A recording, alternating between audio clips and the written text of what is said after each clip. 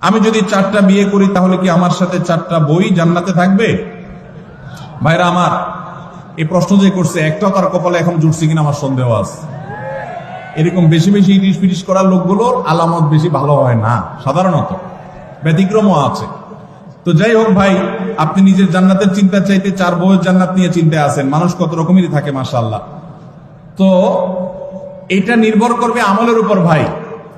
আপনার বউ 1 জন না 2 জন 3 জন না 4 জন, এটা ইস্যু না। ইস্যু হলো যে সবাইকে জান্নাতি বানাতে পারলেন কিনা, আপনি নিজে জান্নাতি হতে পারলেন কিনা। যদি সবাই জান্নাতি আমল করেন তাহলে সবাই জান্নাতে যাবেন। আল্লাহ না করো যদি 2 জন জান্নাতি আমল করেন তাহলে 2 জন জান্নাতে যাবেন। যে জান্নাতি আমল করবে সেই জান্নাতি যাবেন। আপনি নেককার মানুষ ছিলেন, আপনার বউ 4টা হলো 4টাই একেবারে বাই ডিফল্ট ফ্যামিলি মেম্বার হিসাবে অটো পাস পেয়ে যাবে। দুনিয়াতে অটো পাস আছে, আল্লাহর কাছে অটো পাস বলতে কিচ্ছু। যার যার আমল করি তাকে পার হইতে, দুনিয়াতে মামু খালুগিরি চলে, আখিরাতে আল্লাহর কাছে চলবে। আপনার মামু আছে, নেতা আছে, গুতা আছে, দুনিয়াতে পার হইতে পারবেন, ওখানে সমস্ত ধানায় পানায় চলবে না।